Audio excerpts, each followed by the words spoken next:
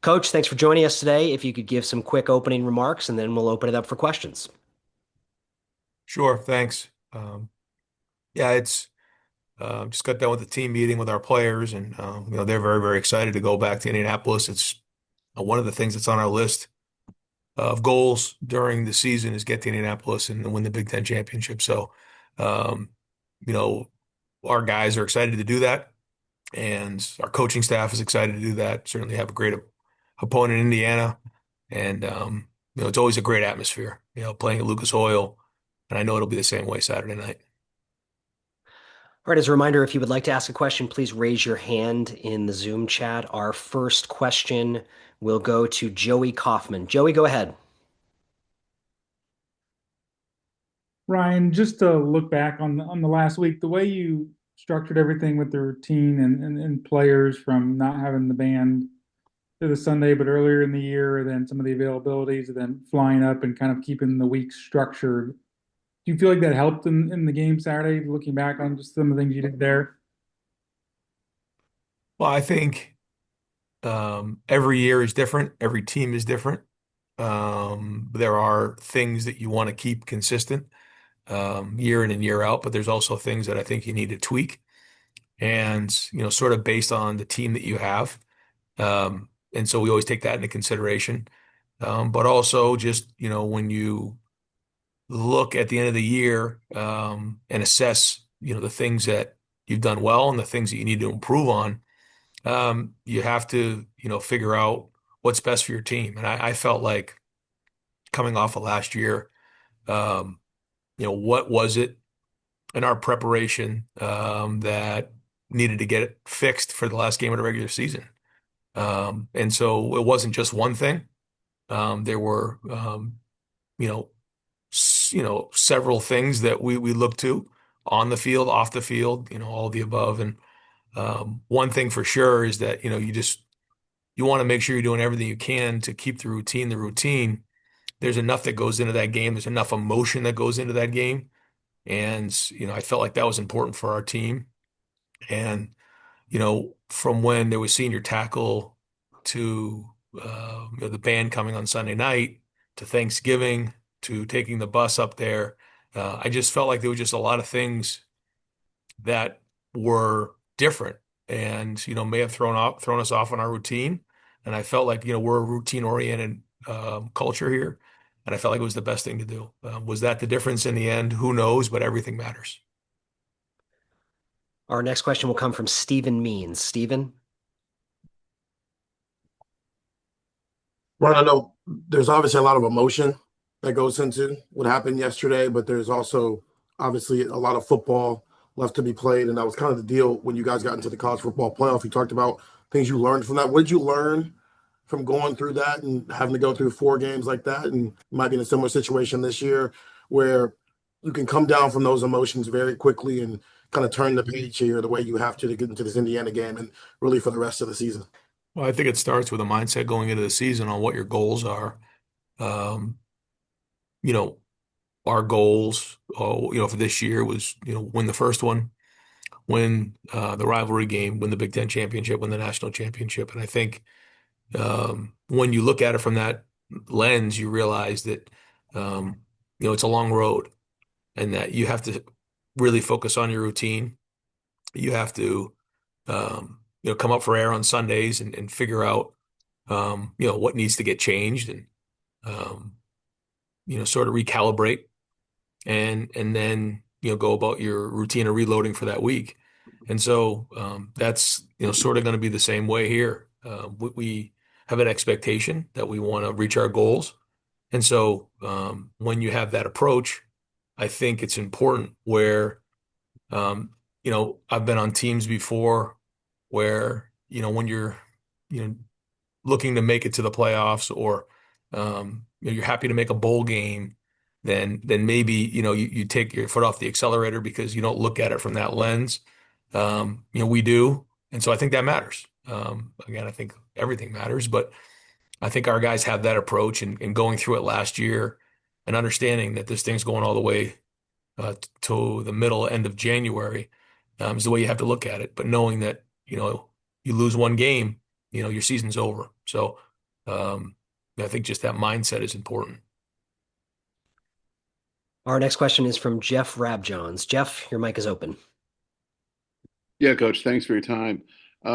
You know this conference, you know college football history. When you see somebody like Kirk Signetti do what he's done at a place that obviously has Indiana's history, your thoughts as a coach about the job he's done are what? I think the first thing is he's adapted to um, modern times. He certainly has taken a roster and turned it over quickly and brought in some really talented players. So I think that's the first thing. I mean, it's about talent acquisition, and the way that we used to do that was just recruit and develop, and that takes time. He's been aggressive and he's been able to turn over his roster and bring in a lot of talent in a short period of time, which is really well done. And you can tell they're good evaluators of talent. And then when you watch them play, they're well coached. They have a plan on how they want to attack you in all three phases, and they're not going to beat themselves. So you combine all those things together, and you're looking at a program that has really made a lot of noise here in the last couple of years, um, and certainly have a lot of respect for what Coach Signetti's done. Our next question is from Brendan Gullick. Brendan, go ahead. Hi, Ryan. Thanks for doing this. Two quick ones. One, how did Jeremiah and Carnell recover from yesterday's game? And as it relates to Fernando Mendoza, when you've watched him on tape, when he's at his best, what does it look like in your eyes? Yeah, both of those guys, came out, you know, um, as good as could be expected. So that was great, and two gritty performances and gutsy performances, and um, they'll be excited to play in this one for sure. Um, yeah, I've watched Mendoza play in a lot of the crossover games. I've seen a little bit on just TV when maybe it's a Saturday game or we're playing a night game. They're playing a noon game, watching a little bit on the TV copies, but mostly in crossover games. One, he looks very intelligent in terms of his ability to identify, pre and post snap, scheme, makes those decisions as well. He's accurate, probably, I call it sneaky athletic, where, maybe you don't look at him as a dual threat, but he makes a lot of plays with his feet, can extend. And he looks like a great leader to me when I've listened to him speak. So, it'll be a really good challenge for our defense, for our team. Our next question is from Dan Hope. Dan, go ahead.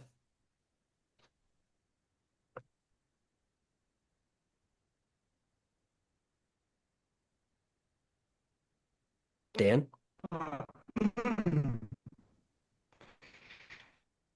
Dan, I Sorry, apologize. I don't think if you, by the way, I just wanted to ask about looking back on it, the offensive line's performance. Oh, Yeah. We can, Dan. Yeah. The O-line you're asking about. And you watch our film, the O-line in this past game was as good as I've seen. The physicality, the way that they played, um, it was pretty amazing. I think there was 43 knockdowns between all five of them, which I've never heard of before. They just played their tail off. And so I'm just proud of the physicality, the mindset, and the confidence they played with in this past game. And they also Next, did a great job of protection. No sacks. Um, so they got to reload the clip, man. We got another big one this week. our next question is from Bill Rabinowitz. Bill, go ahead. Ryan, I understand that you guys had a long delay yesterday after the game. What was it? Were you on the tarmac? What was going on? How'd you spend however many hours it was? And did that affect anything in terms of getting today off to the start that you wanted to? Yeah, no, yeah, we did get back later than we wanted to, but the plane had a delay getting in Ann Arbor. And then once we got there, we just had a little bit of an issue with the de-icing and then clearing the runway to take off. So yeah, we were delayed and got in, I think, closer to 11 or so. But yeah, I mean, it wasn't anything like 3 in the morning, but so similar to maybe playing a night game. But you know, the flip side of it was, everybody was on that plane, and the team was just, enjoying each other's company and laughing, um and so maybe they got to bed a little bit earlier. So that was good, I guess. In preparation, they came in today with a bunch of energy, so that was good. Um, our guys are pretty good. They don't just go run on the streets, but after last night's game, who knows what could have happened? So I guess it was a blessing in disguise. Next question from Zach Osterman. Ryan, I think you talked about this a little bit earlier, but we've asked Kurt Signetti about this on the IU side a little bit too. Just given how much the postseason has expanded between championship games and then obviously the playoff, when you've had the opportunity to sort of take snaps out of guys' legs in the regular season, like what has been the kind of the philosophy, the balance in terms of not wanting guys maybe to play too little, but being able to rest guys winning where you can, knowing that the season is just a lot more involved post December 1 now. Yeah, for us, it was sort of in our style of play, just the number of snaps. I think our defense played 44 snaps again this week. So that was great.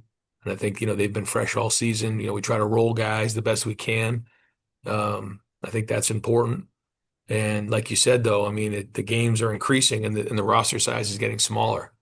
So that's not any good. So we have to figure out, how to do that and how to manage the workload the best we can. And there's a couple different ways to do that. I think it's important. Everybody has their own style, but we've sort of done that with our pace of play. And we try to control the game on offense. Next question is from Adam King. Ryan, you were here during the four straight Big Ten championship run where it felt like almost a given that you would raise that trophy in Indy. Now that you haven't been there in a few years, does it make this so much sweeter for you guys? I know it's a goal every year, but forgetting about the playoff, forgetting about the bye, just the idea of raising that trophy in Indy has been a goal for you guys for so long. Does it make it a little more special? Well, it might have felt like a given to you, but it never felt like a given to me. I can tell you that. This conference is a good conference, and every year it gets better and better. And now the fact that there's 18 teams in it from coast to coast, it's harder and harder to win the conference. And so, yeah, I mean, we wanted to get to Indy. It's been too long, and yeah, it'll be important. I mean, it's an electric atmosphere. It's a great venue for it. We always get a great crowd who travels over. So, yeah, it'll be important. There's no question. It's been too long since we've been to Indy, and we want to win this thing. Our next question is from Cameron T. Robinson. Cameron, go ahead.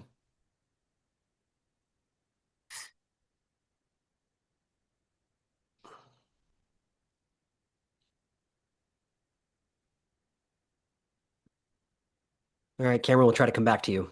Our next question in that case will come from Doug Lesmerises. Hey Ryan, you stated a couple times this Big Ten championship is a goal for you guys, but it is between your rivalry game and the college football playoff. I think some people have questioned what is the value of conference championship games in this day and age. As it relates to health of players or anything else, is there anything that would you would think about the balance of making sure you're healthy and rested and ready for the playoff versus going all out to win this thing no matter what? I've said before that I think it's something that we need to consider just how it plays into the playoffs and what it means. I do think I think so. But I think important for us right now is like we want to be the one seed going in to the playoffs, and that's what we're fighting for. So I do hear what you're saying, but I think it's also important to be the one seed. And so here we are, and that's what we're going to be playing for here, and that's the focus. But I do think it's important for us to be thinking about how this game does affect the playoffs and making sure that it's in alignment and it makes sense. Because I think it's a big deal, and I think winning your conference is a big deal. You think about in like, in the basketball tournament, it's an automatic qualifier, which is great, but it should mean something, and um, and I think it does. So, but I do think, if it's going to stay the way it is at 12, or if it's going to expand, we just need to make sure that it's all in alignment. And then, is there a situation where, 3, 4, 5, and 6 in the conference also play during this weekend? I know that's something that has been thrown out before that I think makes sense. It's one more game for us to play. When you think about last year, we didn't play in this game, and then went on to win the national championship. So, but then, if you win it, you get a bye. So there's a lot to consider, but not really focused on that right now. More focused on winning the game and being the 1 seed. Our next question is from Steve Hellwagon. Steve?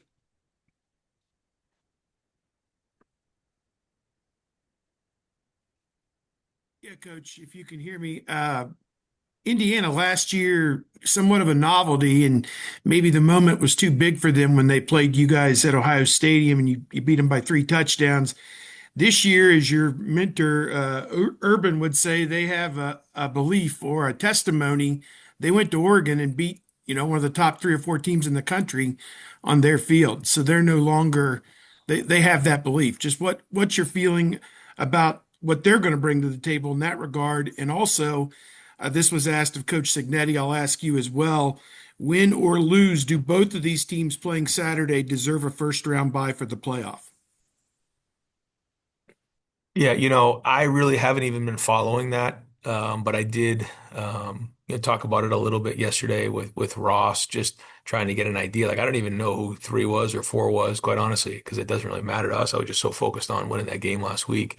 But when you look at it, yeah, I mean, they say that you're not supposed to be penalized for losing in the conference championship game. So you have the 1, 2 seed, and so I think, yeah, both would deserve to get a first round bye.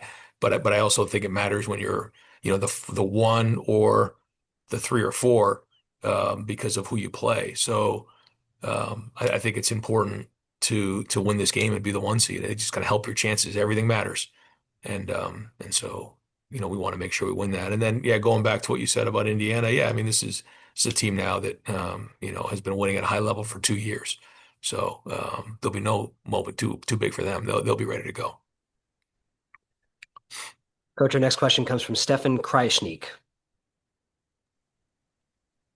Hey Ryan, right before you got on here, we were speaking with Coach Signetti, and he said that you're going to be remembered one day as one of the legends of college football. What's your reaction to hearing that from him, and what do you feel like he's added to the Big Ten since joining the conference? Well, that's quite a compliment, but and I appreciate him saying that. I'm not too sure what to think of that. I don't got a lot of football to coach before any of those type of conversations. But I think the one thing about Coach Signetti, one, he grew up in a football family, and I sort of you know have like a respect for the way he grew up when I watch my son RJ, and he's the son of a coach, and everything that comes with that, and he just has a feel for the game. And when you grow up around this profession, you understand what it's supposed to look like. You understand people, you understand situations, and that's the way he is, and that's the way he coaches. And you can see that based on how quickly, he's turned things around in Indiana, but also, he's won wherever he's been. I know people, laugh about, some of the comments he makes about Google him and all that, but it's true. And he's been around football his whole life, and it just makes sense to him. He's been around it, been around winning football, and you certainly, you see the guys on his staff, they stay with him for a long time, and that says a lot about your culture when your coaches want to be with you and stick with you. So, I got a lot of respect for him as well, and certainly, now. It's been great to, see him as a competitor in the conference in such a short period of time. Our next question is from Kyle Babcock. Kyle?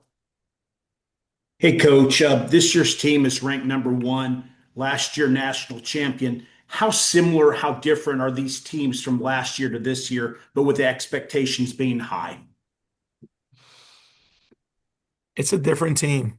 You know, had I have some coaches and friends and folks who stop by preseason camp and um, after the practice is over, I just get over and say, man, what do you think about this group? What do you see? They spend a day with me and then just give me some feedback on what they see. And, you know, it was interesting. Like several of them said, this team's going to be good. This team's going to be really good, but they're different. They're different than the team you had last year. And, I listened to the first one and the second one, but by the time like a third person said that observation to me, I really gave it some thought.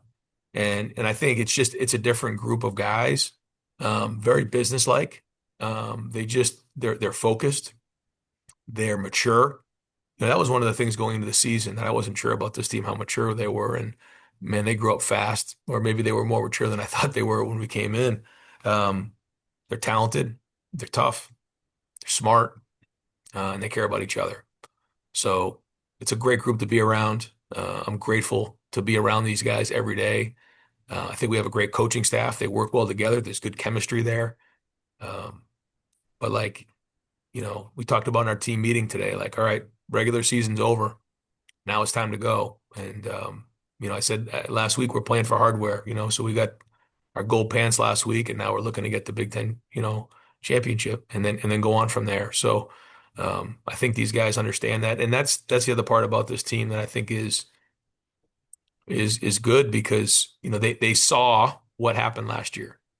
They saw the run that we went on. They saw what it takes. Some of those guys were a part of it, and now they want to be the first team to win back-to-back national championships in Ohio State history.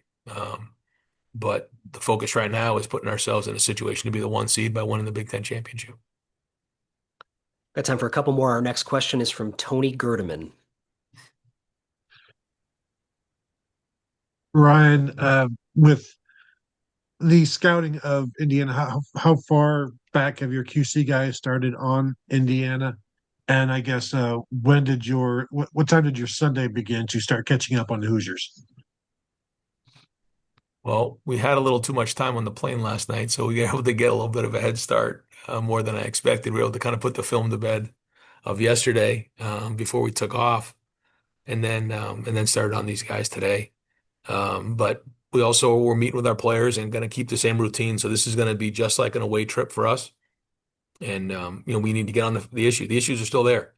Getting on the film. A lot of guys graded out a champion. A lot of guys did their job at a high level, but the issues are still there.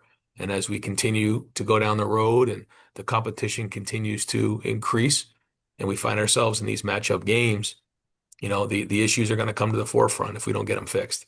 So we're going to make sure that we do this the right way, continue to stay with the same format we've been on. But certainly our focus now is on Indiana. Our next question is from Nick Hamilton. Nick, go ahead. Hey, Coach. Wanted to ask you just about Matt Patricia and how much you've seen him just really transform this defense to a top-notch defense, and be able to bring that ferociousness that you guys have had throughout the course of the season. Yeah, I mean, I think it's pretty clear to anyone close to the program that he's done a great job early on of building relationship with the players. And as the season's gone on, it's only fortified itself more.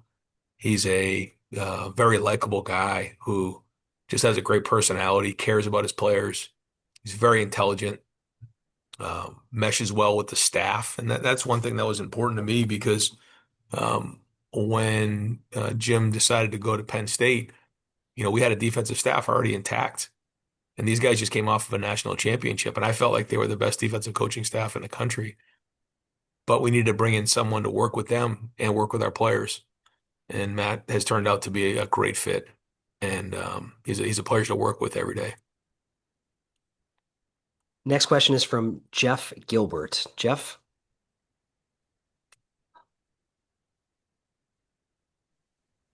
Yeah, Coach. Coach Signetti, when he talks about process, you talk about process a lot. Seems like he says a lot of I don't know exactly the same things, but the same ideas What do you hear from him that you think is making him be able to revamp this beyond just getting players? Well, I don't want to speak, you know, on somebody else's program, but when I have listened to Coach Signetti speak, you can tell that he has a system in place. And in that system, he knows what it's supposed to look like. Um, and I think there's a belief within the program and a credibility of his competence as a coach that if you follow the plan, it's going to work.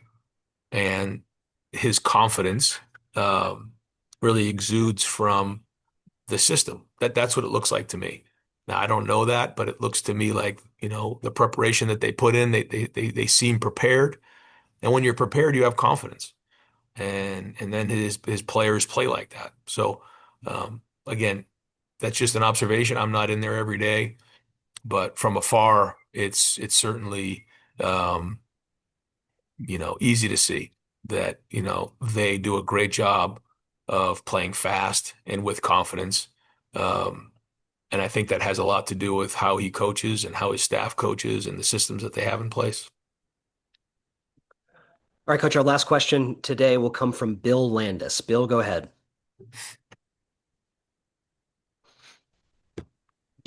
Hey Ryan, when it comes to Matt Patricia, and the defense having to make some adjustments, just what is he like on the sideline, and what is your assessment of his communication with players and staff as they're trying to get things figured out on the fly during a game? Elite, elite. He loves having that iPad. They don't have that in the NFL. He's like, this is unbelievable. I get to watch the plays after each drive. So he's a happy dude. I think the thing is when things are going well, okay, we talk about that. But when things don't go well, or something hits, or there's a breakdown, an explosive play, whatever it might be, um, he has the answers why. And I think that is really important because when you don't have that, then there becomes a panic. And now guys start to not only not only are they confused, but they don't know what went wrong. And then they start to do something more like make a play and they jump out of a gap and then things can spiral. So I think his communication and ability to identify what the issue is and then get it addressed. Now, maybe that's a schematic issue or maybe it's a technique issue, but when everybody together understands why something happened, they can move on and go play the next snap, not letting the last one affect the next. Coach, thank you very much for taking so much time today. Good luck in practice this week, and we'll see you in Indianapolis. All right, guys, thanks. All right.